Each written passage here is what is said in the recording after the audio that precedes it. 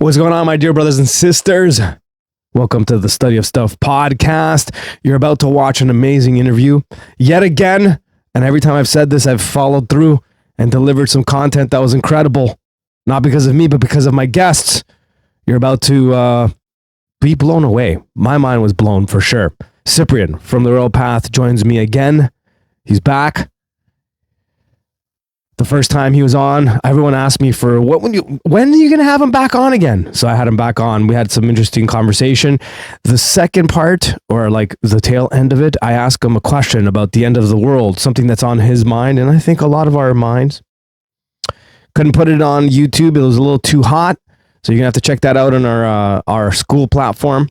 Link in the description and all that. Wait till the end. The trailer's pretty sweet for that content. Anyways, enjoy this amazing episode. All right, we are live. This is the Study of Stuff. Lately, I've been saying we like to practice the dying art of conversation here. Not because of like the stuff that's going on in the news and, you know, I'm not going to mention the situation, but, you know, conversation was always mentioned around that individual that, you know, and that thing that happened. But I'm talking about real conversation. Not that he wasn't bringing real conversation. I'm just talking about like just letting people talk, letting them do their thing, set them up, and then let them go. And of course, with me is Cyprian, who's absolutely amazing at doing that. It's kind of like jamming with like an awesome guitar player. You just kind of give him a backing track, and he just goes. Cyprian, welcome to the show, my brother. Thanks for having me, man. Good to be back. Yeah, you were asked. Many people asked, "When's Cyprian coming back? When's Cyprian coming back?" The interview we did was pretty awesome. It had a different flavor. That's what a lot of people said. It had a different flavor. So and I agree. Even Father Turbo gave me a thumbs up on that one. He sent me a message after. He's like, great interview with Cyprian. It was good to see you guys together. And I was like, all right. You know when Father types, you know it means something. Yep. Well, that's good. We got the blessing on the last one, so yeah. Hopefully we won't screw it up this time. Oh, sure. I'm sure we will on some level, but it'll be a good screw up. So, okay. So you don't need any introduction. I'm also going to tag the last video we did in this. But if you just want to give like a little bit of a what's up, what you've been up to in the last little while kind of thing. Oh man, I'm just, I'm decamped here to Saipan, right? So just taking all of the skills that I've acquired over the last 10 years of what I've been doing professionally and spiritually, and trying to apply it to help the community here to get through this crisis, and being in a place that's at the end. I'm writing another book that's got a lot of these concepts in it too, but just being at the end of the empire, you know, and it's no, but that's something that I said when I got here. I traveled. I tweeted, which now you'll never be able to get it because I deleted my Twitter. But when we got here in 2020 at the height of COVID, I tweeted, I traveled to the end of the empire to watch the end of the empire. And so I've had a front row seat in so many ways to this. And so, yeah, it's been interesting to look out from my little view here. You know, I mean, I look from where I'm at now, I'm facing west, and I'm outside, I'm on my deck, and that horizon right there is like fundamentally the end of the west. Yep. It's literally the end of I see the end of what people call the west, the geographic end. I'm looking at it right now, like the physical end. And so it's an interesting perspective to have. It certainly is, and it actually it's a good volley into the conversation because kind of I think we're both on the same page on a lot of things that are happening out there, even from before we met. It was one of the reasons why I liked following you over the years, and you definitely called a lot of stuff. You and a few others, not many, but there's you and a few others definitely called a lot of stuff, and a lot of people didn't listen. A lot of us others out there saying stuff were also called names.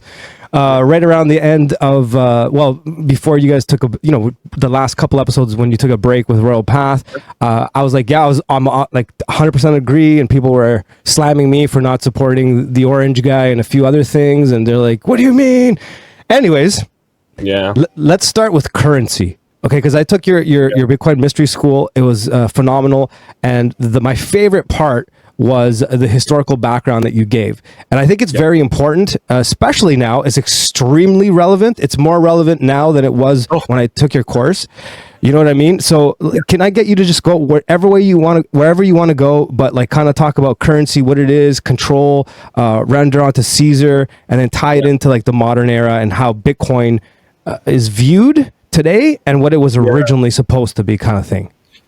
Yeah. Okay. So currency and empire are basically indistinguishable from each other, right? So you can't really have or let's put it like this. Any empire that grows to any empire that becomes an empire is going to do so utilizing the tool of currency. And so money, there's this idea that money has three applications. A medium of exchange, so it's something that you're going to use to trade with. A store of value, so meaning that it has some amount of value and you hold on to it, and therefore you have this potential, right? This potential value. That's really what money is money is not necessarily a good, but it's a potential to acquire a good in the future, right? And then the third thing that's incredibly important that most people take for granted, but is the most important thing when it comes to currency itself, and even the word currency, is it's a unit of account. And so we don't generally think about money when we're talking about money. We don't generally think about it as a measurement of something. So, for instance, we don't often think, when I say the word dollar, we don't think about it in the same way. Like if I put a bunch of words down, right, and I was like dollar, meter, gram, degrees, I don't know, magnitude, like talking about Richter scale.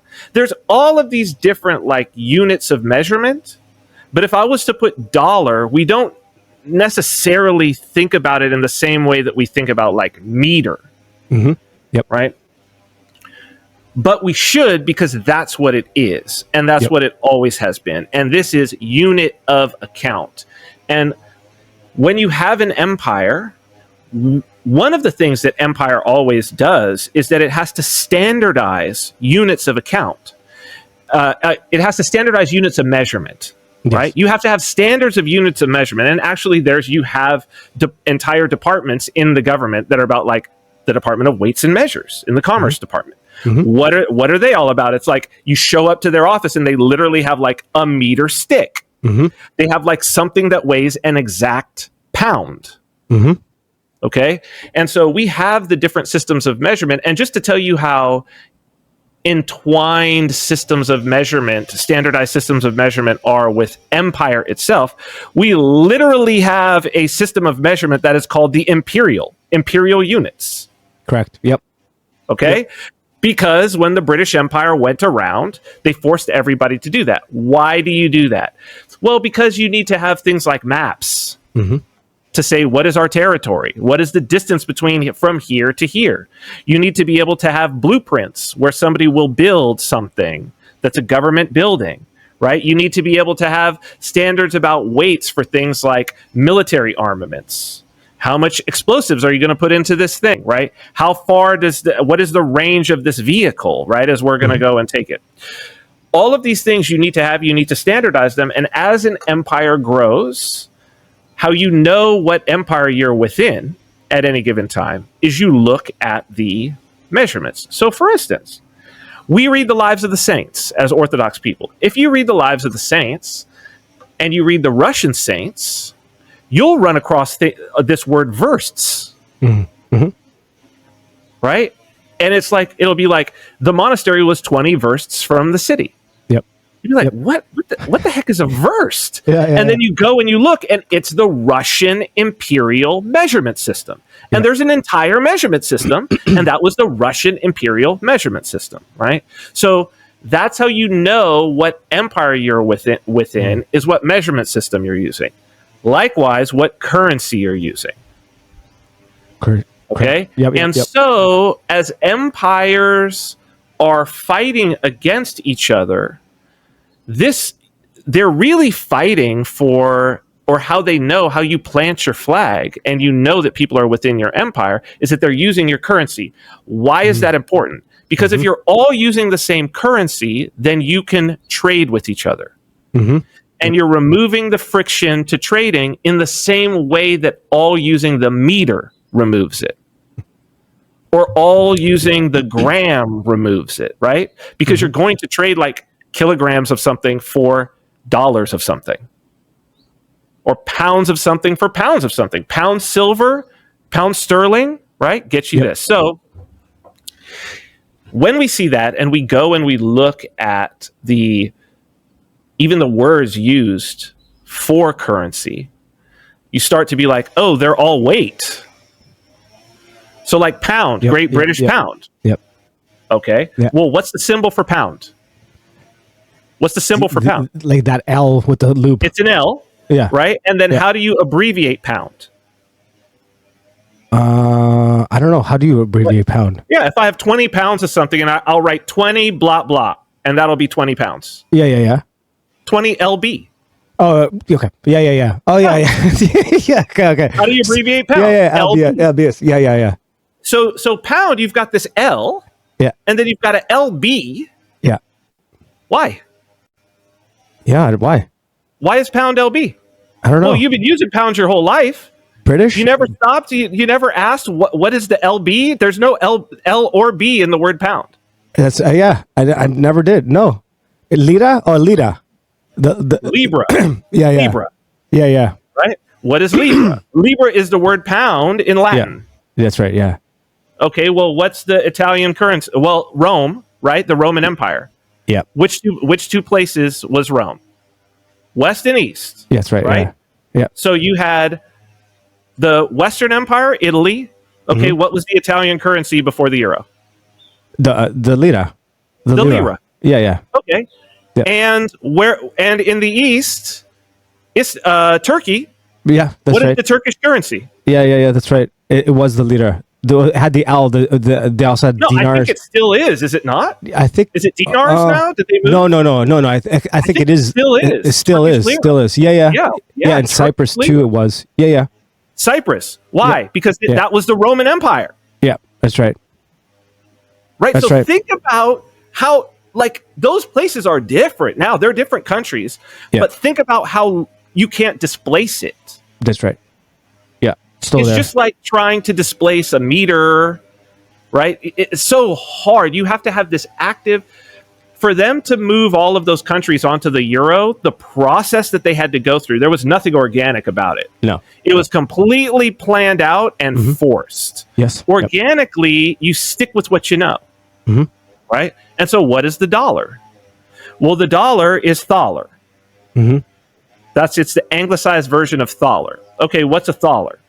Thaler was a unit of weight of silver within the Holy Roman Empire. Germany, parts of France, whatever, that was compatible, basically 1-to-1, with the peso of the Spanish Empire. Well, what does the word peso mean? I'm not sure. A piece? Weight. Peso? Weight? Oh, wait. Okay. It literally means weight. Oh, it does it? Okay. So WEIGHT. Okay. In Spanish is peso. Okay. I should have known that from Mexico. So not only is it a weight, but it is literally the word weight. Okay. Peso. Yeah. Right? And where do they use peso? I mean, all over Latin America. Where else? Philippines. Yeah. That's right. Philippines hasn't been under the Spanish. Yeah. What's the currency of Philippines? Peso. Right? So, and then how many places use dollar? It's ridiculous. But dollar and peso are the same. Yep. They're the same currency. Yep. As a matter of fact, the word dollar is used twice in the U.S. Constitution, right? So we know dollar was the unit of account before the United States in the colonies. What are they referring to? They're referring to a Spanish milled dollar. What is a Spanish milled dollar? It's the peso. It's just the way that they said peso is a Spanish milled dollar that was compatible with the thaler. Okay, makes sense. Right? Yeah. So these are currencies that have traveled, right? And so peso being weight, it's like weight of what? Weight of what, right? So it's it is 28. I always get the force, but it's 28, basically 28 grams. Am I having this right? Is it 14 or 28? I believe it's 28 grams. I always get this confused. 28 grams of silver because we don't use it anymore. Yeah. Right? And that was the thaler, and that was yes, that's correct. And that was the peso, and that was the dollar in terms of silver. And those are basically 2 shekels, which is 14 grams, which is a very, very ancient weight. Okay, and 1 shekel would pay the temple tax all the way back. 1 shekel of silver. So this is how far back this goes when we're talking about the weight. Yep. Right. So 1 shekel of silver, in other words, basically like around 7 grams of silver, is in the book of Exodus as God saying, this is the temple tax for 1 man. So 1 shekel would pay the temple tax for 2 men, which means 1 peso would pay the temple tax for 4 men, meaning $1 would pay the temple tax for 4 men. Yep. And then if you wonder, why do we have quarter dollars? It's because 1 quarter is the temple tax for 1 man person. In Exodus. Right. Okay. In Exodus. Okay, that's crazy. Yeah. The Old Testament. From God. So when you hold, and then you're like, quarters, we use them, like a quarter seems to be like, it's this thing. You use it in a vending machine. You use it to play video games. It's like, it's this kind of, why is that quarter so important? It's really like the most important coin, right? Yep. And why is it a quarter? Like, why wouldn't you do a tenth? Why wouldn't you do like 20 cents? Yep. Why is it not by cents? Like, why does it say quarter dollar on it? It doesn't even, it's not 25 cents like you go for over. It literally says quarter dollar. Yes, it does. Yeah. So it's like, what is this quarter dollar? Why is this? Because 4 of those is the temple tax for 4 men. Okay, that's awesome. Yeah, okay, that blowing my mind already. Okay, yeah. Okay, in Exodus. Yeah, all the way back. In Exodus, right? So it has always been. So also the charging of taxes. I was literally having this conversation yesterday because of all this currency stuff is going in, and I do, currency things, but all the reification of currency, or the reification of money. Reification meaning making it real. Yep. Right? What makes money real, and particularly currency, is that a government accepts it for taxes. Because there's only 2 things that are for sure: death and taxes. Right? Yep. So if a government says we accept this for taxes, then what will happen is every merchant will accept it, because at some point every merchant has to pay taxes. And this is how you create demand for currency. The king creates demand for his currency by threatening to kill those who don't deliver currency to him. Well, you start to be like, wait a minute, this seems like a kind of a crazy game. Yeah. Because didn't the king print that currency? Yeah. Like, didn't he take and mint that currency and put his face on it? And then he's like, hey, if you don't figure out a way to get some of this thing that I just made and give it to me, jail for you. Yep. Death for you. Yep. Well, so then you start to be like, okay, so what is it? What is it? Like, for the king, what is it? And what it is it is not, like, it has nothing to do, like anything that we think about money, like, you got to view it as what the king is. Yep. You're in the money game. Yep. What is it to the king? To the king, it's a behavior control tool. Correct. Yep. 100%. Because I get to determine what activities you're allowed to do in order to earn that thing that I printed. So I print it, and who do I give it to first? Who gets it first? The bankers, central bank. No. Okay, who? The military. Oh, okay. All right. That's what the first coins were minted for in Lydia. The idea is you use it to pay your military. Mm-hmm. I see. And then why can you pay your military in it? Because every merchant inside your kingdom will accept it. Mm-hmm. So meaning it's as good as giving them, it's the best possible thing. It's portable, it's fungible, it's divisible. Right? You could chop it up and be like, this guy gets this much, this guy gets this much. It's also fungible. They could trade it between each other. It's the same. It's durable. Right? We find coins from ancient Rome that are thousands of years old. Yep. And like the coin is still there. You could still see the face on it. It would still be spendable. Mm-hmm. Totally. Right? And so it's got all of these properties. Plus, if I'm a soldier and I receive this and it's got the king's head, I can basically go anywhere. It's legal tender. Mm-hmm. It says it on the dollar bill. This bill is legal tender for all debts, public and private. Mm-hmm. Right? Meaning if somebody doesn't take it, if somebody refuses to take it, the king can actually grab them and do something to them. Mm-hmm. He enforces the fact that they have to take it in exchange for their goods. They can't say no. They could take something else. Sure. If you have something else, they could obviously trade. But this one, they have to take. If you show up with dollars in the U.S., they have to take it. Mm-hmm. Or not sell you the thing. They can refuse to sell you the thing, right? But it's like, for a debt, if it's a bank, if it's a regulated entity and you show up with dollars, they have to take it. Yep, that's correct. Yep. Right? Somebody can't sue you and be like, oh, you tried to pay me in dollars and I didn't want dollars. It's like, no, all debts, public and private, legal tender. Right? And so this is the tool. This is what currency is. Mm-hmm. Right? This is how to understand what currency is that currency is it's basically your oath of allegiance. Your use of currency is your allegiance to the king. You're expressing allegiance to the king of what's on the currency, that you will behave under the rules that he has set for how this currency can move around.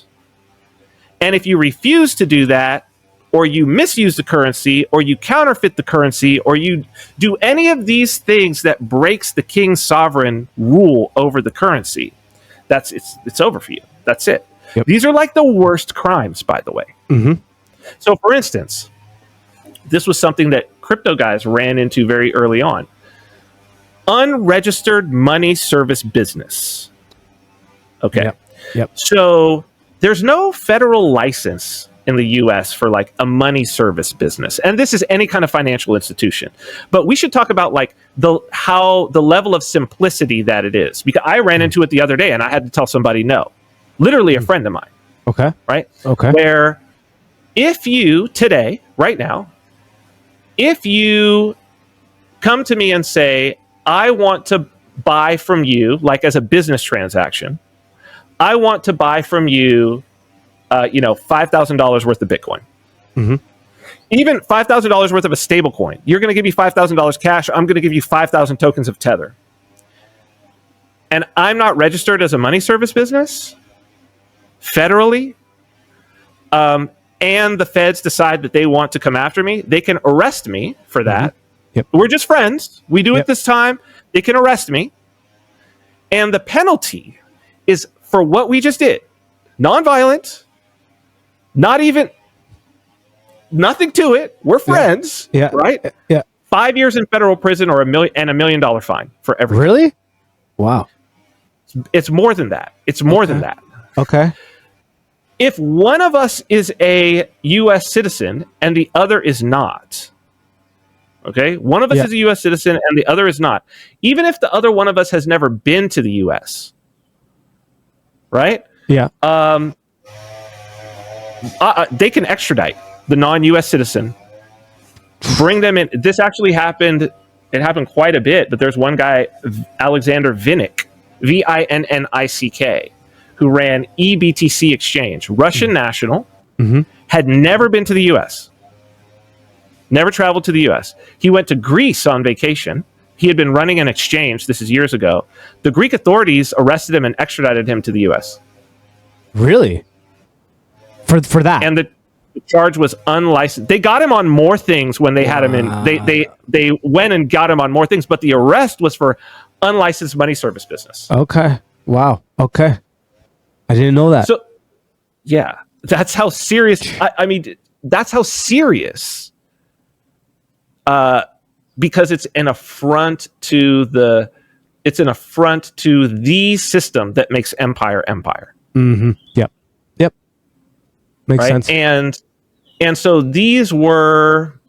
So look, how old are these systems? Well, the weight shekel. So you go to Exodus and it says, 1 shekel, and it's the Tyrian shekel that they're using, right, from Tyre, which is Canaanite weight.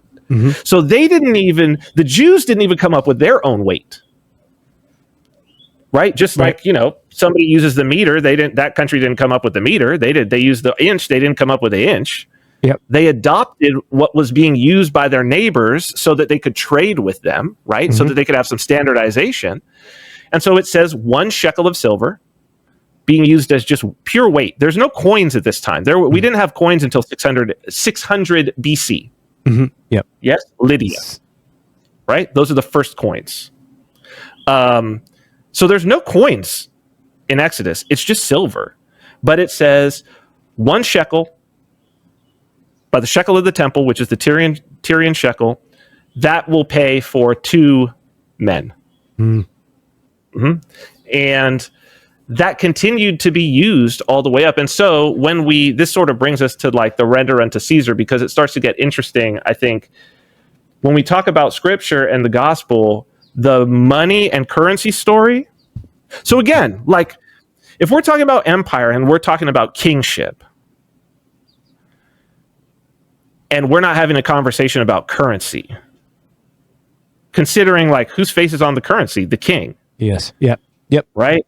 How do you know what empire you're in? The currency. Right? There's the dollar bill's got all kinds of occult spiritual things on it. You look at the peso, what does it say? By the grace of God. By the grace of God, and then it says the name of the king who's printed on it. Right? Yep. And on ours it says in God we trust. Yeah. And it's got all-seeing eye. Yeah. All of these things. It's got the symbols. It's got the signature of the representatives of the king, or the signet of the king, the sign of the king. On the peso, it's got the coat of arms.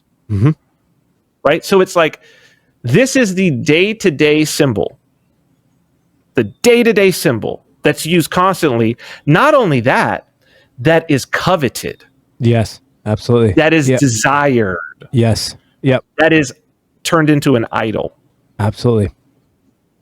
Hustle culture is the idolizing of money.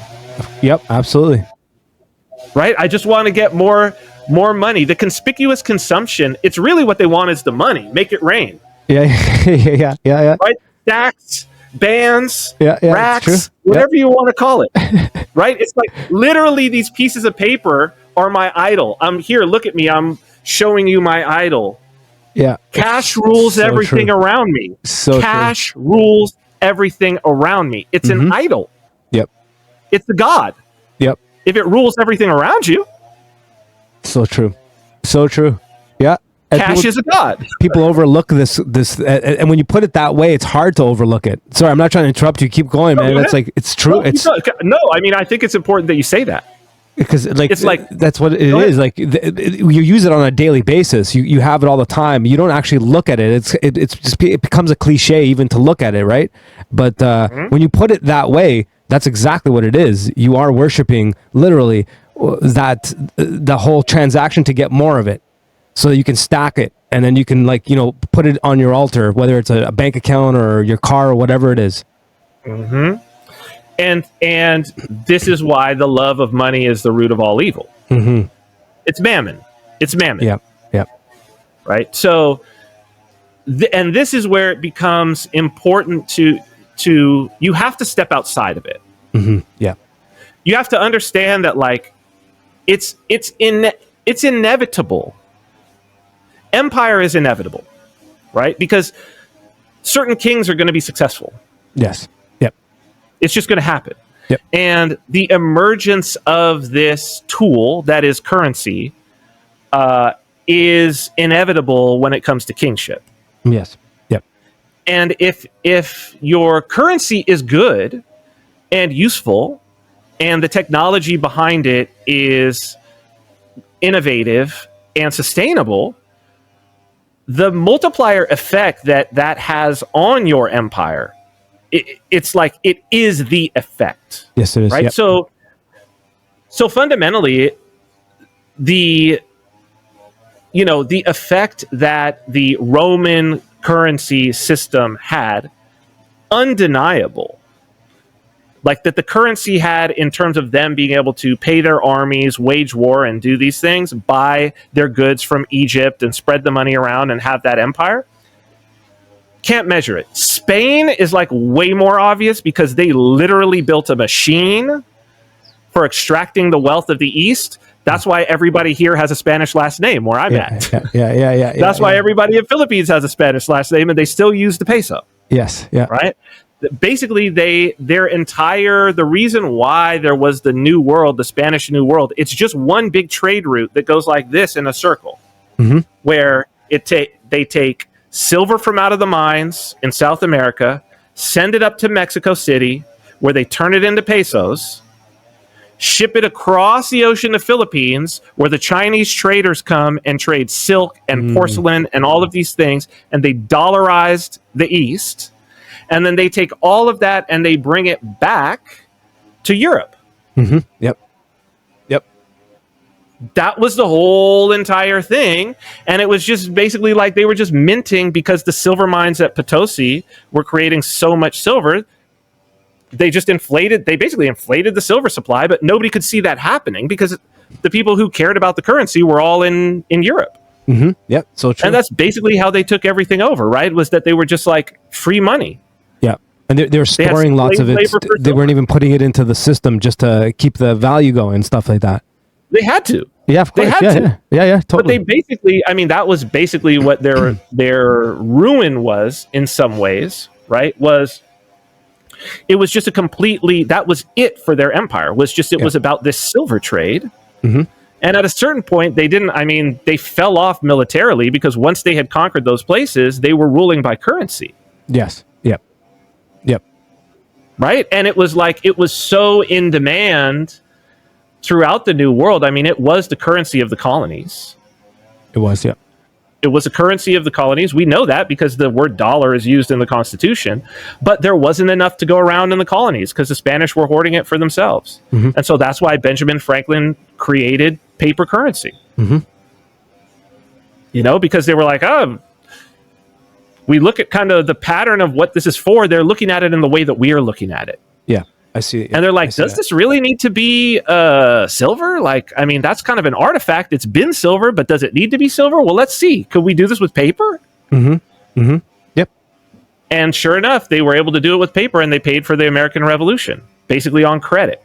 Yep. This first stable token, the first stable coin. True. It's so true. When you look at it that way, it's so true. It's a paper stable coin, basically. Yep. It says on it, you can redeem this for silver later, after the war. Yeah. Use it now, keep it, and then you can redeem it for Spanish silver dollars later on during the war. That's a stable coin. Yeah, it's so true. That's Tether. Totally. Yeah, absolutely. It's a physical version. Yeah, yeah. Right? And then you're like, well, was that experiment in paper currency? Now, mind you, this is really the first effective government paper currency. And it was very much an experiment because they then went back to silver once they had the country. That's true. It took them a while to get back to the paper silver dollar. Yeah. But Ben Franklin's on the $100 bill. And people ask, well, he's the only president who's not. Why? Because he invented paper currency as we know it. Yep. He invented paper currency as we know it. And he wrote a treatise called On the Nature and Necessity of Paper Currency. And it's from 1720s, maybe 1729. So Adam Smith didn't write Wealth of Nations until like 1777, 1775, something like that. Right? So this is 50 years Ben Franklin is writing this thing before what we consider to be like the first of the classical economic texts. That's how far out ahead. This dude was an old man by the time Adam Smith wrote Wealth of Nations. Yeah. He had already put all of his theories into practice and basically won a war with them. With currency. He won a war with currency. Yeah, for sure. Okay. So at the same time, the guy that he beats, the guy that they beat with this trick, Wellington's got to go back after his defeat to the Americans, and now he's got to fight Napoleon. He's got to fight Napoleon on the continent.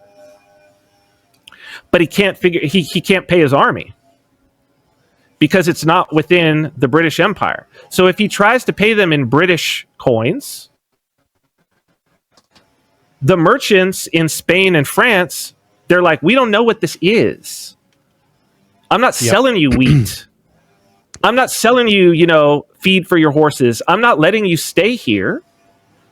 You're going to... no, I can't. So he can't quarter his armies. He can't feed them. So there's this guy, this Jewish dude in London, whose family is known for being currency smugglers. And so he gets called to the palace, right? And Wellington is there, and they're like, what do they accept over there? And he's like, well, you got pesos. They'll take some other things. They'll take some dollars. They'll take some of these things. And they're like, here's the treasury. Go get your family. We know you're smugglers. We know you're smuggling. Because you weren't allowed to bring those into London at the time, and they were smuggling them in and moving them all over the continent. And he was like, go and find us, go and scrape up, do exchanges and scrape up this other currency that we can use over there so that we can pay our army. And this guy and his family did it. And Wellington beat Napoleon.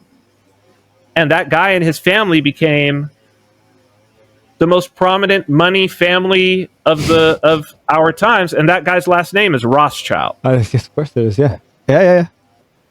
Nathan Rothschild was that man. Yep. So this is what it means to have the knowledge of what currency is. Yes, for sure. Now, mind you, before that, he was a complete hustler. For sure. And all of the tricks that he was running all kinds of little hustles and financial instrument tricks. Yep. That's how he was staying alive. He was just a 2-bit hustler. Yep. Right? Nathan Rothschild. He was the least successful of his brothers. That's true. Yep. Right? And he was running these scams, and there's a great book, Formation of a Dynasty, something like that. Nathan Rothschild. I haven't had enough coffee today, clearly. Beginning of a Dynasty, something like that. But you could read the letters that they got, and it's incredible where you're like, even his accountants were like, I don't think we can do this. Yeah. I don't think this is ethical, what you're doing. But he was keeping himself afloat with these little scams, and he taught all of those little scams to what became the City of London. And all of those little scams, when people talk about, this is the problem with fiat and the debt-based economy and the, auctioning of treasury bills and these sorts of things and a debt-based currency, those were just his scams. That's right. Yep. Writ large. Now writ large. Our entire global system is Nathan Rothschild's little scams that he developed in the seedier side of London finance, adopted by the state and writ large. So how could we learn a lesson from the incident where like Christ overturns tables, the markets, all of that, to kind of like give like a solution to this stuff before we get to how this kind of everything you just mapped out was awesome and how it relates to the modern era. But before we get to that, let's talk about Christ and the solution. Okay. So, well, Christ is the solution, first off. Yeah, of course he is.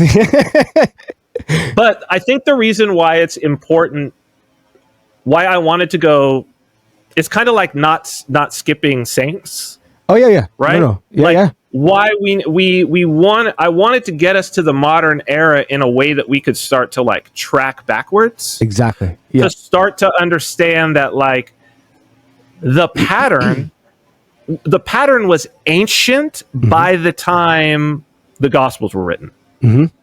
Right? Like what currency was like a known thing. It wasn't some sort of new technology. The Romans had used it already to conquer much of the known world, including Judea. Yep. Okay. So there are several stories in the gospel that are about currency. Mm-hmm. And we could in some ways say that Christ's primary, and why I wanted to say the unregistered money service business, like why it's always such a big crime. In some ways, we could say that Christ's big crime that got him executed, if we were to look at this in a purely historical way, is going to be crimes against the currency. Mm-hmm.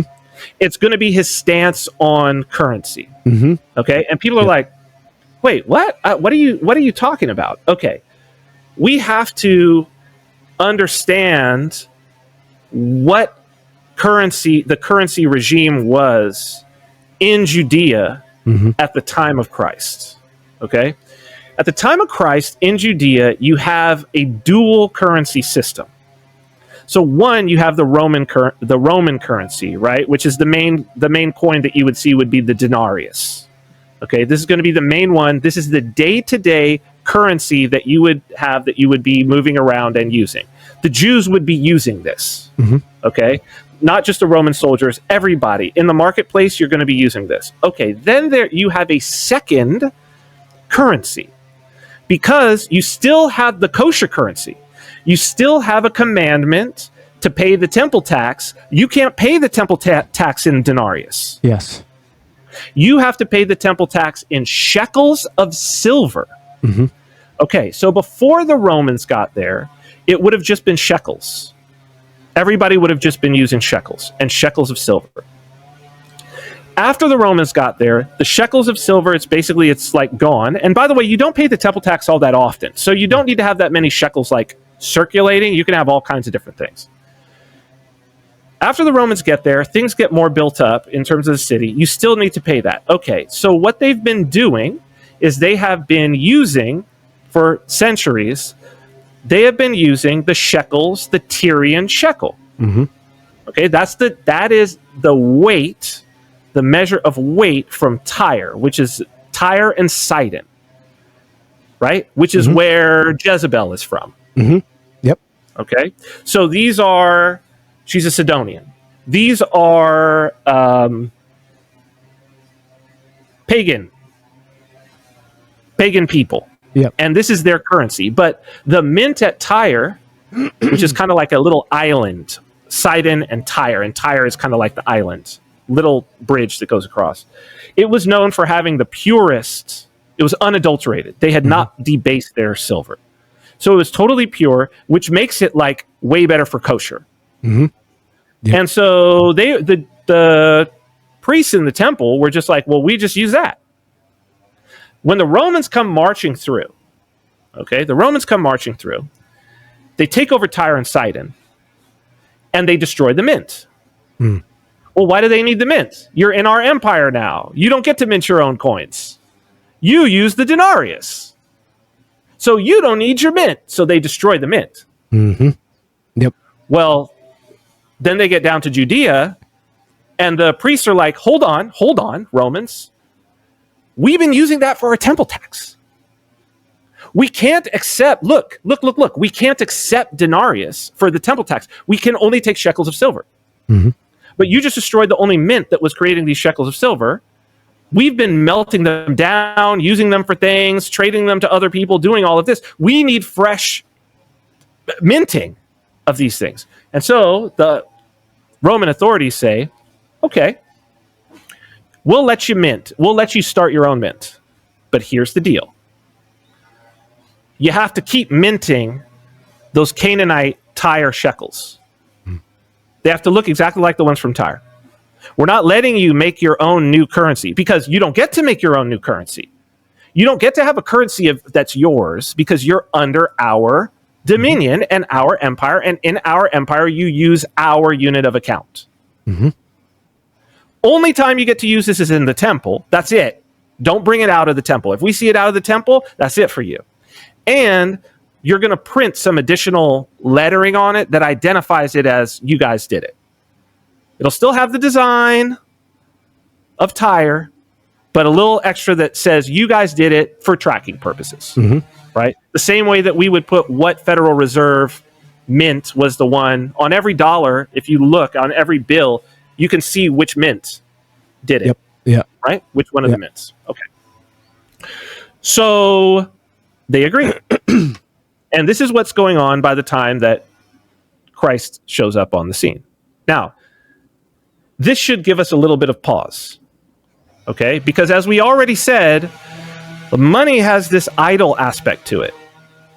Right? It has this worship aspect to it. It has this sovereignty aspect to it, this kingship aspect to it. Yep. And on the money is the authority over whose empire you are in when you use the money. Okay. So whose face is on the Tyrian shekel? Right? Well, we'll get to that because now we get to the render unto Caesar story and it starts to make a little more sense. Yeah. Because this is one that I think you cannot understand unless you have the background that there is this two currency system that is going on. Okay? So in some ways we have to like rewind it a little bit because there's this currency through line about how Christ perceives and what he's trying to tell us about currency, about kingship, about this symbol that is currency.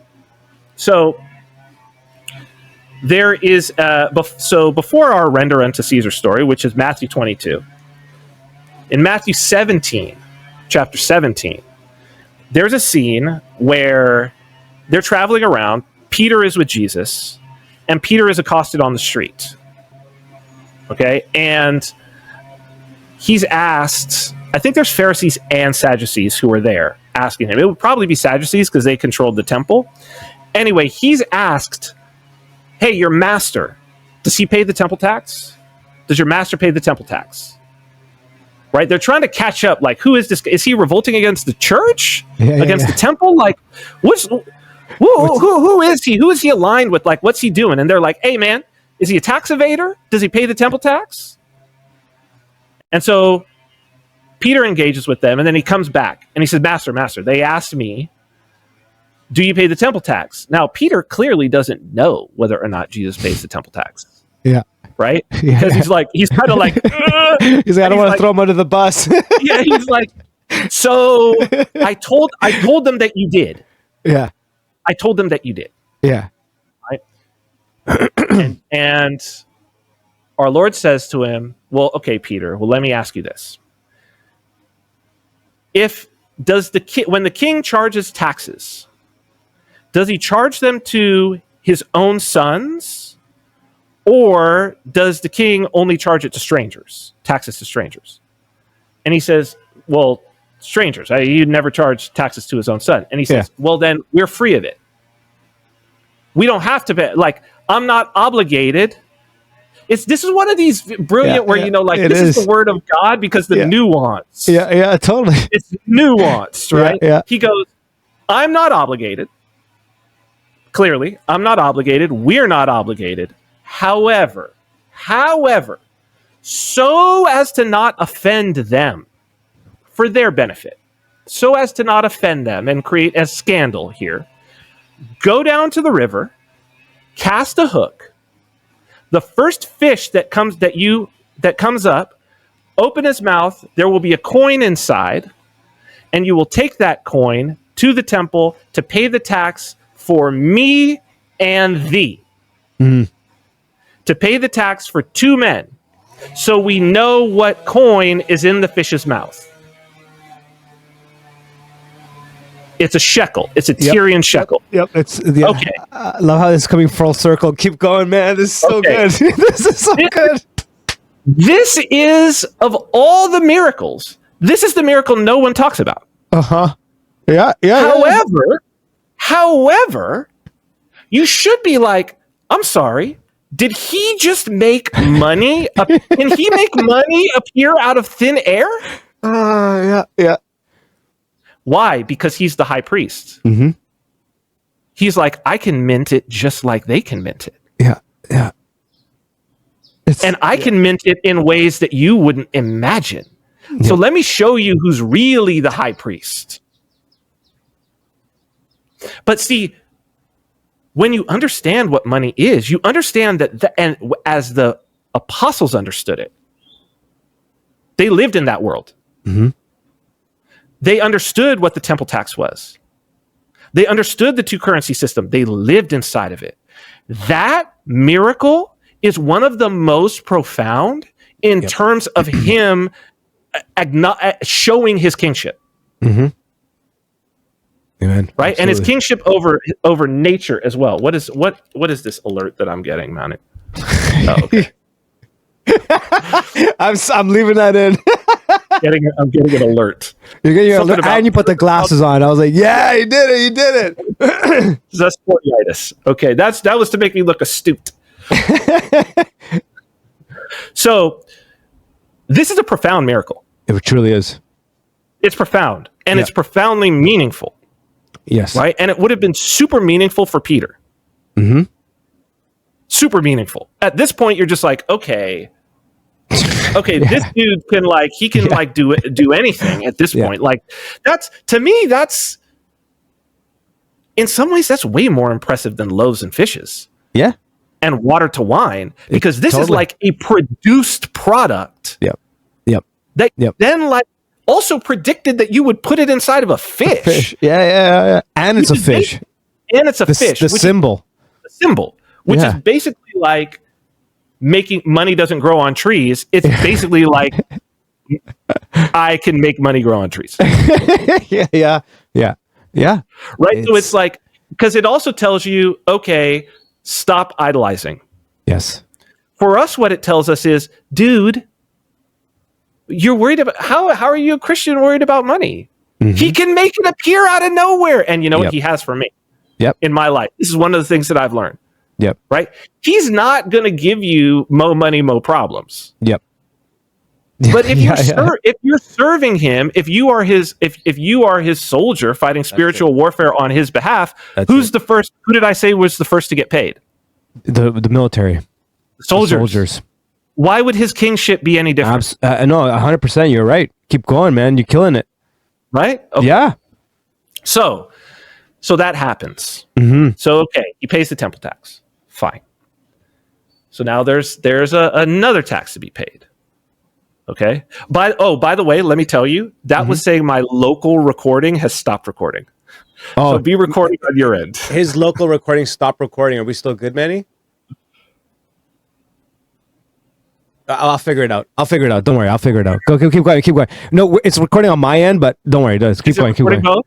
Is it well, because now it usually records like each camera separate, but now I'll just have the 2 together. But you just keep going. Don't worry. This is too good. You just keep going. Okay. All right. That's the demons. Like, nah, you ain't getting to the real part. It's like before we got on. Sorry to interrupt you, but before we got on, I was telling you the story with Father Turbo and Justin Marler and Neil deGraye. That's exactly what happened. I had to use the same thing. Manny, we're still good, right? Yeah. Okay. We're good. Because now we get to the real part. Yeah.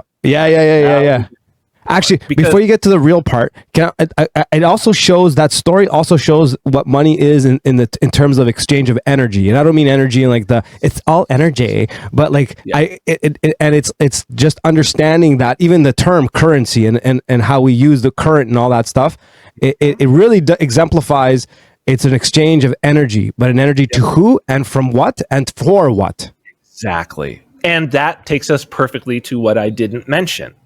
Because I didn't mention what's on the coin. Because that's what happens next. Okay?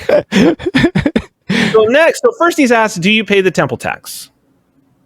Okay? And that's like, I'm a Jew, I'm the high priest, we pay that's God commanded us to pay the temple tax. Yeah. Right? God commanded us to pay the temple tax. I can pay the temple tax because I can make money appear in fish's mouths. Don't sweat it. We good. We good, Pete. Don't trip. Right? Don't trip. Yeah. Don't be worried about that. So next comes Matthew chapter 22. They come to him to try to deceive him. Now they're trying to trip him up because they're like, okay, we got to get this dude arrested for something.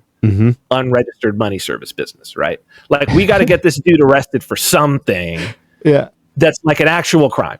Yeah. And it was like, okay, now they come and they say, but do you pay taxes to Caesar? Do you pay taxes to Caesar? And he says, well, bring me a coin. Okay? So you bring him a coin. Now, the coin that they brought him, most likely, scholars say, was a denarius of Tiberius. Okay, so it's going to have Tiberius on the coin.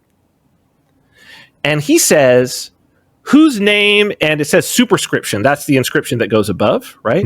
Yep. It's the raised inscription. Whose name and superscription is on this coin? And they say Caesar's, clearly. Okay, so the next thing he says, people know this phrase, but without understanding the broader context we've just talked about, they don't understand how profound it is. Yeah. Right? Because after he says this, there's a very little mysterious line where it says, and they went away amazed. True. So he must be saying something super profound. Yeah. But you're like, if you don't know the context, you don't know how profound what it is he just said. Because what he says is, then render unto Caesar that which is Caesar's, and render unto God that which is God's. It's capital G. Okay.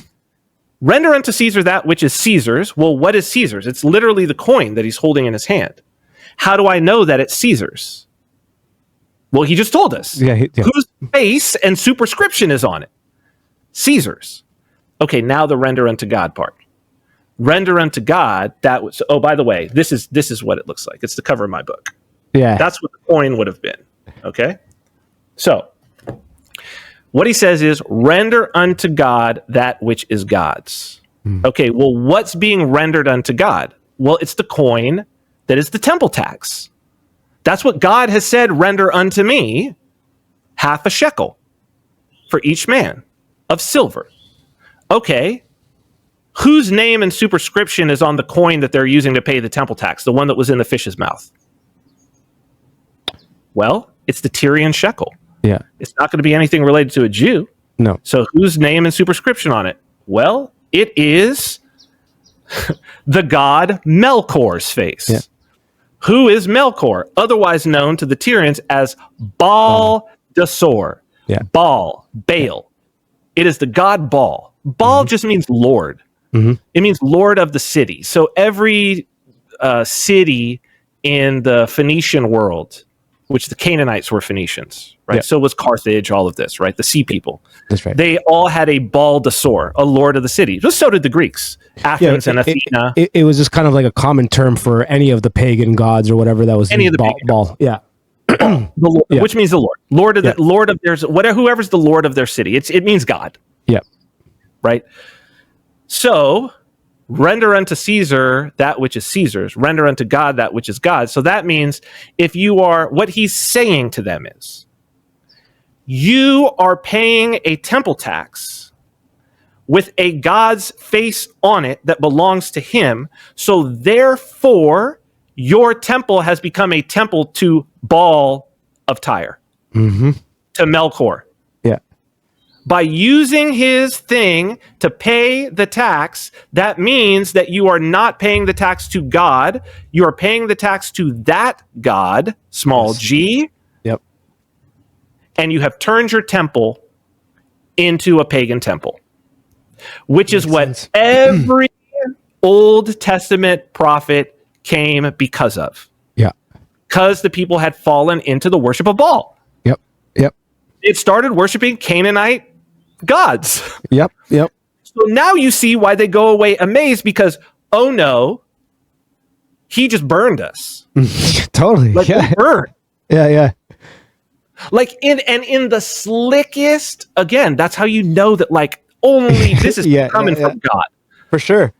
Like no one's owning them like that. Like no man is owning them like that. That's just dope. Yeah, totally. It was chill too. Like it wasn't even aggressive. It's like, there it is. Argue with that. There it is. Okay. So what's the next thing that he does? Yeah, it's awesome. What's the next thing that he does? He goes into the temple. What does he do in the temple? This we have icons of, right? This we know. Mm-hmm. It says that he turns over the money changers' tables and the tables of those who sold doves. Mm-hmm. And he says, you've taken the temple and you've turned it into a den of thieves. People are like, the money but you know, you go to Bible study. How many Bible studies are out? And people are watching this and they're like, wait, I had no idea. And this is not even like some kind of secret knowledge. This is just like Roman history. That there was this this is like totally known history. Yeah, it's totally overlooked. Like the way you're putting it, it makes so much more sense. Like reading it again, you know what I mean? Imagine telling the story. Imagine telling any important story of like 2025, and you didn't give people the context of like how money moves, how money is used, that we have like cards and we pay in this way and we can pay over the internet and there's like PayPal. The richest man in the world founded PayPal. Right? Along with probably the most scary man in the world, who just did a 4-part series on the Antichrist, Peter Thiel. Yeah. How did they get their start? Yep. Money changers. Yep. It's absolutely true. Right back to Rothschild. Yeah, right there. Like, how do we have a discussion about power? Yes. About principalities. Yes. It's so annoying when I hear people mess it all up. We don't have a discussion about money. I know. And what's the situation with money at the time? Yeah. You can't. This is what I'm trying to say. Yeah. I know. You cannot. Sure. Yeah. Yeah. Right? I mean, even like looking at what's going on now, like people are completely like only now they're paying attention to the ID stuff, but people have been screaming about this for 5 years now and more. And the whole time, what bothers me about that, I'm not trying to change the subject because it fits exactly with all of this. What's so annoying is as soon as you're talking about it, the average person, it's already done. Like, I don't understand why people don't get that. Like, as soon as you're speaking about it, it's over. I've been trying to tell people this. Like, when it hits mass media, it's done. They're just letting you know, hey, guys, this is coming next. This is the next thing. Yeah, this is the advertisement. It's like the trailer for the movie. When you see the trailer for the movie's complete. Exactly. That's what and nobody's getting this. Like, and like when the whole thing happened with the election, I'm like, all they did is buy you a bit of time, do something with the time, but they're going to put this in faster and it's going to clank down on you really fast. And it's like all the moving parts are right there and you're just arguing about all these malachias and you're not looking at the biggest thing. Cause like, sorry to go off on this, but like everything you said and what you built from the beginning of currency right down to the examples of render unto Caesar and all that, the difference this time is that it's beyond exchange or any of these things because it's complete under slavery on so many levels, and they're not even seeing that they've separated the way that they're implementing it from country to country. So each country is kind of like a department. So you have the UK with what's going on there. Canada, it's going to be UBI. They're already testing out CBDCs in Australia, and the Genius Act and the situation in the US, that's Palantir and the whole 9 thing. You put it all together, it's like not just money exchange anymore. This is like you take the Rothschild system, and then you incorporate with it like actual slavery. You put in social engineering on top of it. Then you give them devices to change their persona. So therefore they're putting on faces, and it's just like, it's nuts. It's nuts. Sorry. I was like, we're building to this, and like people just are talking about everything except for the one thing that actually is really happening. You know what I mean? Right down to Peter Thiel. What it all comes down to at the end of the day is it all comes down to bringing the pagan gods into the temple. Yes. Everything you just described. Yes.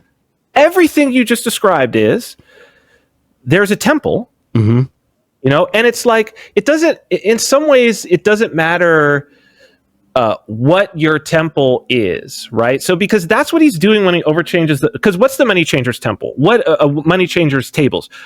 What money are they exchanging? Well, they're exchanging denarius. Yes. For Tyrian shekels. Yeah.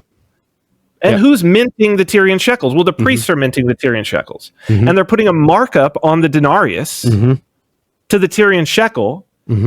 So they're literally profiting in Roman coins. It's a casino, man. From the demand for paying taxes, they got a markup. They're the ones in control of the silver. That's going to be their Chuck E. Cheese tokens, basically. Yeah. Right? Yeah. And what are they doing? They're literally recycling. Imagine this. It's the same amount of silver. Yep. So think about what happens with the silver. You can't use it anywhere else. It's a Chuck E. Cheese token, dude. Yeah. Okay? They've got this, and which is like clearly not what God intended by you will bring and you will pay. So what are they doing? They've got the silver, right? The silver goes because it's demanded, it's kosher that it goes there. So you pay the silver temple tax, and then they just put it back on the money changer's table. Yep. But what's happening the whole time? Denariuses are just coming in. Yeah. Just like a Chuck E. Cheese token. Right? The token comes out of the little machine. The arcade token comes out of the little machine, goes into the arcade game, then it comes out of the arcade game and back into the machine. It never leaves. Yep. But what's happening the whole time is dollars are going in. Right? So they had turned the command of God to pay in this silver, and then also to sacrifice. So you could only sacrifice clean animals. Yep. So it was even worse. It was worse than that. Because you had to go and you couldn't purchase clean animals with unclean money. Yep. Right? You had to go. It's so terrible. You had to go and so bad. You had to buy the Chuck E. Cheese token to then go and buy a clean animal, a dove, again at a markup. So marked up. Not just like it's marked up at every stage. Yeah. And they're selling the doves too. Yeah. For people to go. And it's like, this is what he means by a den of thieves. The idea was you get a dove from nature or that you raised. You get silver from the economic activity you've done out in the world where somebody gave you silver for work that you did farming for them or some service or some labor, and you bring that as a tithe. Right? It isn't supposed to be this money-making arcade scheme, this Chuck E. Cheese scheme, where you win 5,000 tickets at skee ball, which costs X amount, and then you could get a little like a finger trap. Yeah, it's so true. It's so true. That's what they're doing. That's what they're doing. So then you're like, oh, that was the den of thieves. Yeah, that's a den of thieves. Totally. Not only that, your token has another god. It's a graven image of some other god. You're literally breaking commandments to do this. Yes. Right? Yeah. But it is the Sadducees' the source of their wealth and their power. Is this little game that they're running. Yep. That's his real crime. Makes sense. It's an attack on the corrupt economic system. Totally makes sense. Leveraging currency. Yeah. Totally makes sense. And so you're like, okay, wow, isn't that funny that when they needed to find somebody to be a money changer, which was illegal, right? Where did the British go? When they needed to find the guy who was changing money, yes. who did they go? It's like The Sadducees again. as Kanye would say, what group, what people, doo-doo. It's true. It's true. I mean, I'm not saying it, but I'm saying it. Yeah, totally. I mean, it's there. It's right there from the beginning to the end. How much more on the nose do you need to be? Yeah. How much more on the nose Yep. do you want to be? Yep. Right? Yep. So, what's interesting in this whole thing, right, is that what Christ does not say is he does not say do not use currency. Correct. He also doesn't say that there is inherently anything evil about the Romans' fiat currency, does he? No, in fact, he says, pay the tax. Yep. If you earned your money in Caesar's coin, render unto Caesar that which is Caesar's. He actually validates taxation, currency. Yep. These are valid roles for a king to play. Now, what king are you under? Right? That's what he says. And what is your relationship to the king? Are you a stranger to the king? Right, because what does he say back in chapter 17? Does the king tax his sons? Or does the king tax strangers?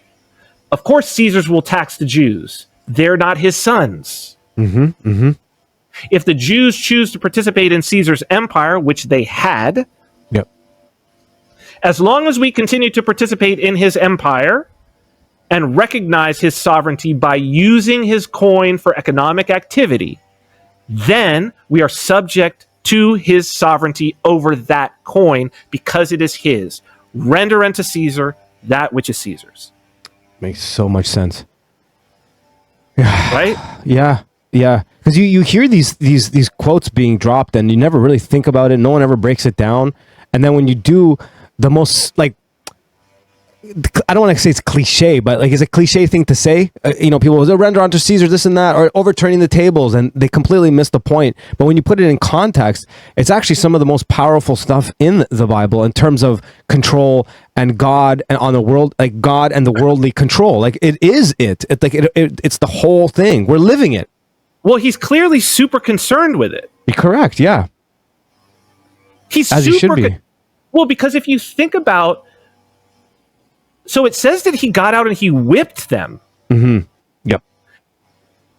Where's the other story where Christ does a violent act against somebody? Where's the other story in the gospel where Christ is there? No. Well, other than like words, no. Like demons get behind me. There's no other time. Physical violence against another person. No once. No. There's one. There's one where it rose to the level of seriousness. And remember, he's perfect. So it's not that violence was not a sin. That means it was wholly justified violence to whip them. Yep.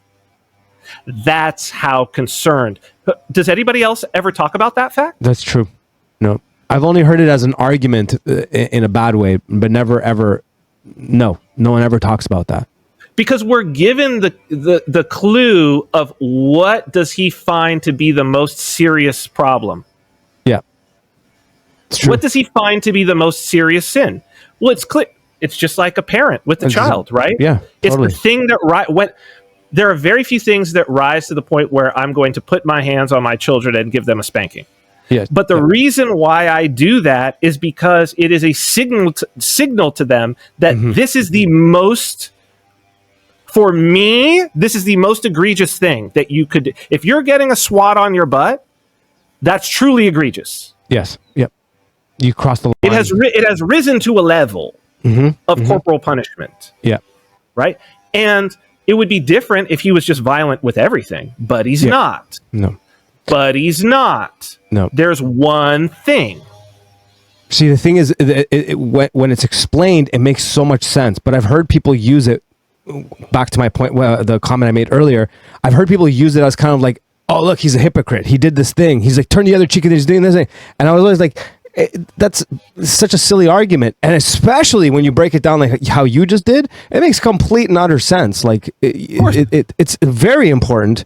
It's also idol worship. It's like the loss of the energy transaction. You're giving it to the wrong. It's breaking two commandments. Yeah. It's breaking 2 of the 10 commandments. Mm-hmm. Like, yeah, you're going to get swatted for that one. Yeah, for sure. Like these other ones, yeah, you might be sinning. You might be missing the mark in these other places, but you are breaking 2 commandments in order to make money. Yes. Yeah. Yeah. Like, and against your people. Yep. So basically steal, as he says, a den of thieves. You're stealing. Well, it's 3 commandments.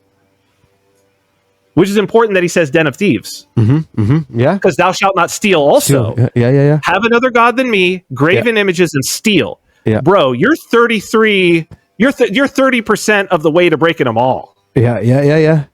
And probably with this money, you're breaking all the rest. For sure. Right? So this is like but the apostles would have understood this. Yeah. The people at the time, his contemporaries, they don't need to say, oh, yeah, by the way, this is the most important thing. Yeah, true. Because they're like, they were there. They just tell the story and everybody's like, oh, man, yeah, that's kind of wow.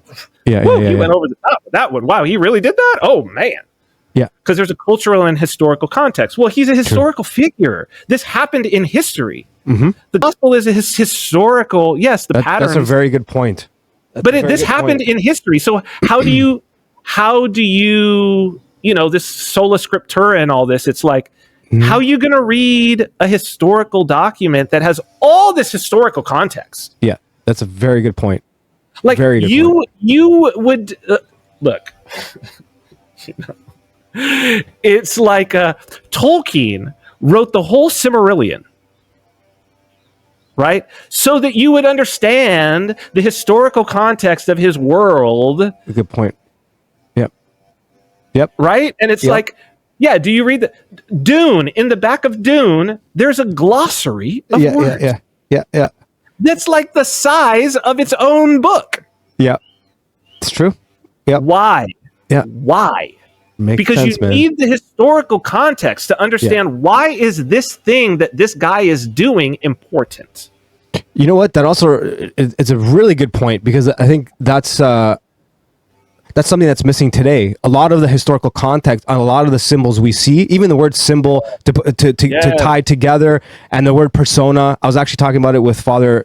His mask. Exactly. You put on in Greek it's persona. You put on the mask. What are you covering? You're covering the likeness image of God with the mask, and you're creating a whole different other identity. And when we look around us, everything has become so like cliche soft, like all these satanic symbols and all this stuff. And it's like, even for the people that dislike it and are calling against it, they don't even understand the symbol that they're referencing as they're talking about it and showing the symbol and encouraging the symbol by you know what I mean? It's not that you shouldn't talk about it, but the way that they're going about it, they're still continuing the worship. They're still putting it out there. They're getting it wrong. Like the real problem is that like, all this secret knowledge information in all these shorts and everything, it's all wrong. Yeah, totally. 100%. Totally. I know. People send me I know. It's ridiculous. It's all wrong to where you're like, you would be better to be uneducated. Yes. Because then at least in that case, you might be able to like look at the symbol and kind of like, yes. Because the symbols have some sort of intrinsic thing. That's why they become a symbol, is because on their own, they kick off something like an icon. Yeah, it triggers. On its own, you start to feel and you start to understand the story that's being told, the narrative. But if I miseducate you, yes, I can cover that up by telling you that the symbol is something that it's not. Yeah, like the whole Tartarian bullshit. Excuse me. Yeah, that stuff and all that stuff. Like they'll take things that are anomalous, and then they'll create this whole fairy tale. So that they'll go and look at buildings and start telling you, oh, you know why this building has this symbol? I'm like, that's not why the symbol means. You know what I mean? And they just keep going and going, and I'm like, they keep doing this thing where they'll take 80% truth in something, but in this case, it'll be like, there are certain anomalies or certain things we should look into, but the conclusion is retarded. It's just ridiculous. They just throw this like thing, and you're like, okay, I'm with you. They bring up all this like mystery. I'm like, yeah, I'm with you, and then they're like, it was these Tartarians. I'm like, what? How did you? but you know how you know the truth. So the heuristic for knowing the truth. Yeah. And this is the scientific aspect of it, right? Mm-hmm. But I think what people could see from like what we've just done here, because now we've covered it, right? Mm-hmm. But what we've done is the fact that when you said, I didn't need to explain really the conclusion to you in many ways. Mm-hmm. All I needed to give you was the context. Yep. Like tell you here's the historical things that happened, then give you the context, and then it all makes sense. Yes. And one of the heuristics is that it's like when you know it's the truth, is that it takes the thing that you are experiencing and it gives you the fullness. And then you're like, exactly like you did. You're like, man, I had always wondered about that. There was this I was like, what is that? Yep. I had always wondered. And now you explain it, and I'm like, oh, duh. Yeah, that makes perfect sense now. Like, totally. When you hear that makes perfect sense. Yep. And I think this is what orthodoxy provided to me. 100. Yeah, totally. Me too. 100%. Right? It's like, even in terms of, because I was aware of a lot of secret knowledge. Yeah, me too. Yeah. But there were all these gaps. Exactly. In the occult knowledge. Yeah. And orthodoxy filled in all those gaps. So where it was like, it acknowledged, that is actually reality. Yeah. But see, you misunderstood. You didn't have the nuance. You didn't have it to understand. And then you're like, oh, man. Yeah, once I understand that now, I understand, man, that's poison. Totally. Totally. But now I know I know where the medicine is. Yes. Right? It's like that's what the demons want to do. Is the demons want to turn medicine into poison? Exactly. And that's our opiate problem. Yep. It is, and right? it's like we say it to the point where it's like worn out, but it's true. It's the inversion of everything. Like you look at the occultist, the demonic stuff, and it's always going to be an inversion at all points, right? And if you just kind of look at even how you've talked a lot about it, and a bunch of others about a lot of the modern technology being like kind of divination tools. The one thing that people don't understand about, like, they'll be like, oh yeah, it's like a Ouija board, this and that. Not you. I'm talking about like the average person when they're like the TikToker when they're explaining it. But what they leave out is, if you've participated in the occult in any manner or form, you have to become the divination tool. It has to become it's not like a tool anymore. If you don't make it part of you, if you don't imbue it with something of you, it doesn't function. And that's the part that's left out. So when they're talking about these things being divination tools and how orthodoxy kind of cancels it out, and it's an inversion of, it's how we view icons, it's how we view incense, it's how we view the prayer rope and all those things. We become those things. Yes. And by becoming those things, we are connecting with God. We're connecting with the saints. Now, the thing is, the inversion that's always left out of these little TikTok videos, which is, I'm happy you went off and like that stuff is just such garbage. It's such full of crap. It's like they are leaving out the most important part, but you are engaging with it without knowing it. It's becoming you. You are becoming it. It must be it. You have to become. So for all the Protestants that are going to freak out that listen to my show, which aren't many, you have to become, you know what I mean? Orthodox people know what I mean. You have to become the icon. You have to become the saint to become the saint. But you're not, it's a bridge. It's back to the simbolo, to bring things together. So if you take the two things and you bring them together, it's bringing together, it's giving the window to the other side, and it makes sense. It's the image and likeness. Exactly. Right? And you have to put the persona on to cover the image and likeness. Sorry, that part to me always bothers me. They leave it out. What are you covering? You're covering the image and likeness of God. That's what you're covering. And that's always left out. Always. Well, this is cleaning the vessel. Yes. Right? So like it's the covering or cleaning the noose as well, that it's like yes, the persona is the grime on the vessel. Yes. Bravo. Yep. Right? So we would say mask, but it's like mask writ large. So like, what does masking tape do? Yep. It covers. Yes. Masking tape. Yes. Right? Really, just a mask is a cover. Yeah, that's all it is. And so this is like, the mask can be just masking tape put on. You got to take the tape off to see inside. Mm-hmm. And that's the vessel. That's the cleaning of the vessel, cleaning the inside of the vessel, cleaning the outside of the vessel. And it's like the saint is one whose vessel is clean. Yes. That's purification. Yep. So it's like when you say you become the saint, it's like, yes, but every saint is the same in that way. Yeah. Yep. Right? Like every saint, when pure, when there is theosis, and you become one with the Godhead, to use the occult term. Like that's the occult right hand path. Like that. Correct. For me, it was like, oh, theosis. When I was like, oh, this is the worldview. Oh yeah, this is the spiritual worldview I'm familiar with. Like this is in the acknowledgement of the annihilation of the ego into the Godhead. Correct. Yes. This exists in every spiritual tradition because it's true. Everyone. It is. Yep. Right. And so it's like, it's just that orthodoxy is the praxis. Like how do you do that? Well, you have to. It's purification. Yep. Purification, illumination, deification. Yep. And they make perfect sense. If we're talking about a vessel, the clear glass, like in order for it to be illumined from the outside and from within, well, it can't be all grimy and covered up. It's not good. The lamp can't shine. Yeah. Right? You gotta clean it, right? Yeah. And then it's like when it is fully that, then, when the light is shining bright enough, there no longer is a lamp. There's just the light. Yes. Good point. Yes, sir. You understand what I'm saying? I do. Oh yeah. Like you can't see if I've got a flashlight, a high powered flashlight, and I'm shining the high powered flashlight on you, and you're looking at the flashlight. Can you see the flashlight? This is a good point, man. If I've got a high-powered lamp that's got this crazy-ass bulb, can you see the lamp? That's true. Yeah. No, you can't see the lamp. The lamp doesn't exist. All that exists is the light. Yep.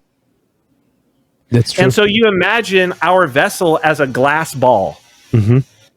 Right? Take a light bulb. Turn on the light bulb. Can you see the glass?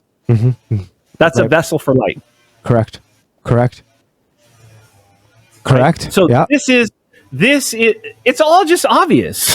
Yeah, it really is. Not even this is a structure of reality that it's like, when one is sufficiently purified and illumined, they are deified. It's so true. Because you don't see anything but God when you look at them. And that's the goal, right? And when you look at the inverted version of it, and then it even makes even more sense. For those that need to see it that way, it's because like they'll view it as we were talking about becoming the Godhead. Yes, that was a big part of it, but the problem was for me there was an impersonal God. Anytime you look at their version of things, it's impersonal. If there's no, and then there's always this constant like once you get to like a level of whatever, it diminishes pretty quickly, like a battery, right? The energy doesn't build on its own, but when you practice, properly the Orthodox way using proper praxis. It doesn't have that same effect. As soon as I started to feel that and sense it, because I came out of that world as like yourself, I was like, whoa, this is totally different. It's not like like you don't have to go back into meditation. You don't have to go and do some psychedelic to like kind of build that energy again. It just kind of builds, but it's slow builds. And it kind of makes that light you're talking about as you clean your noose. And the closer you stick on that path, the more you see that light and you feel it. Like it's so.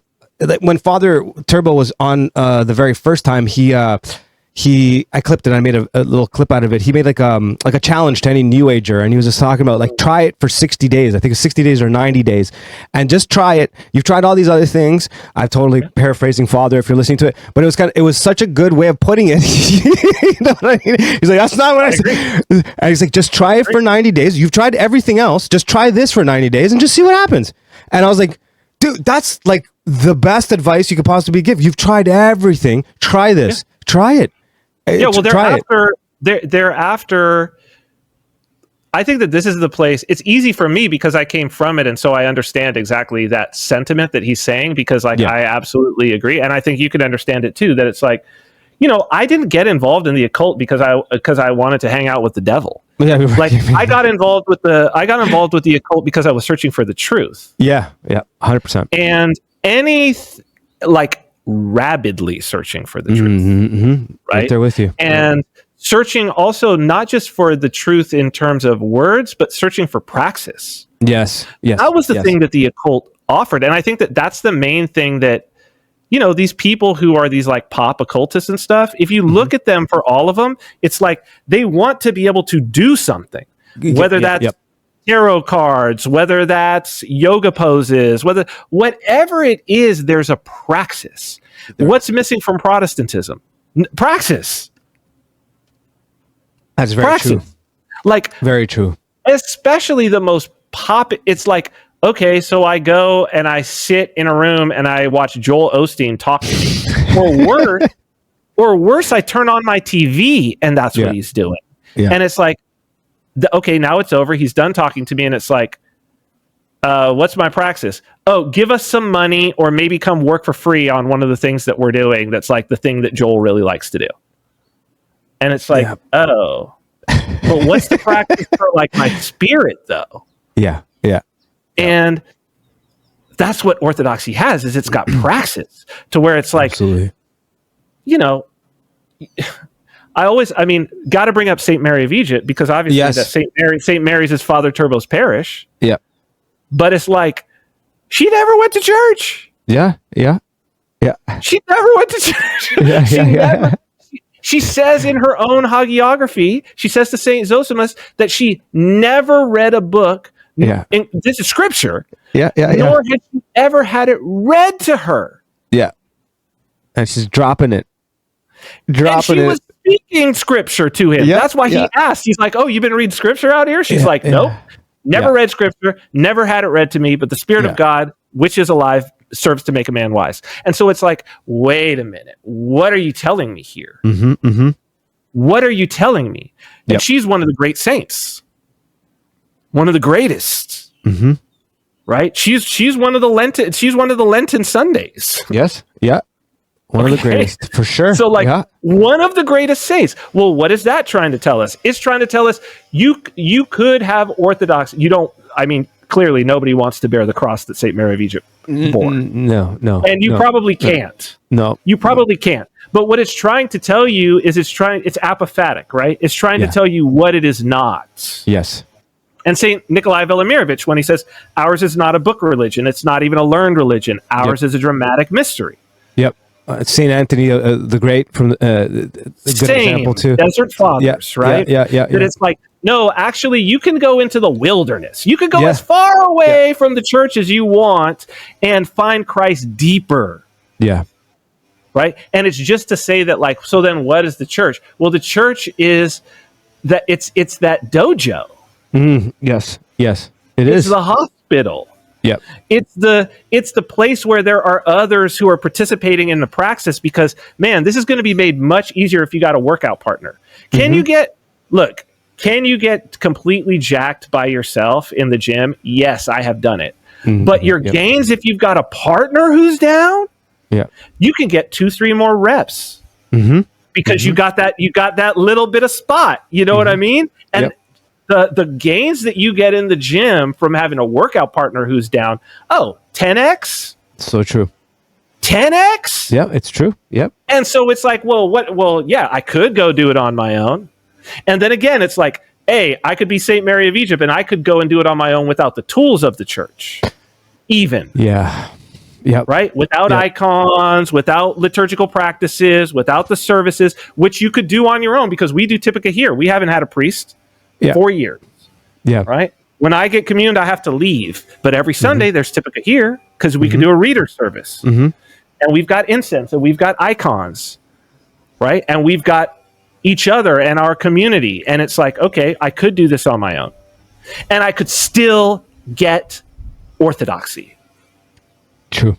I could still find Christ. It would be way harder. Just like I could still get jacked with nothing but body weight exercises. It's true. Like the last year that we were in Mexico, and I'm comparing how it is now back to Toronto, which is not permanent, by the way.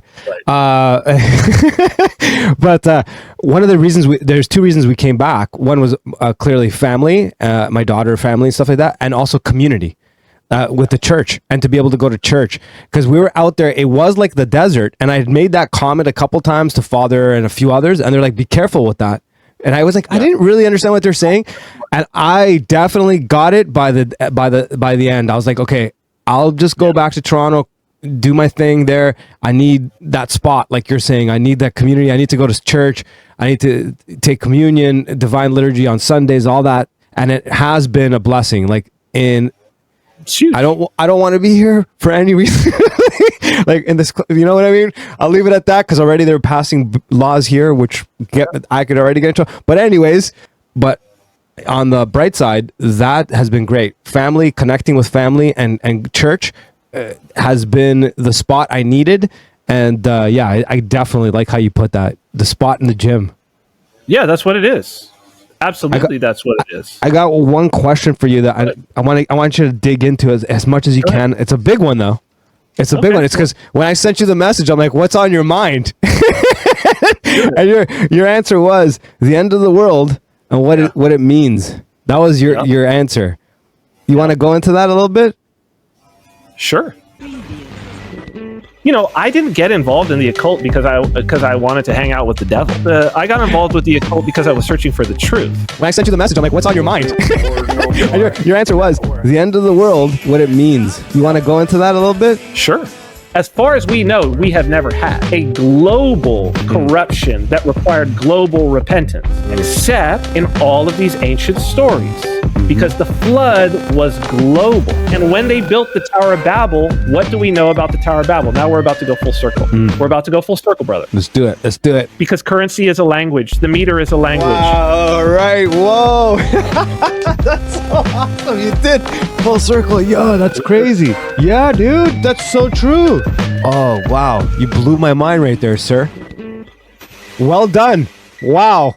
I went out into the distance, the end of the world, and then we came all the way back to where we started. And so for me, mission accomplished. Like the best ending too. I'm leaving all of this in right down to where I push this button. Boom. Word no more. Network.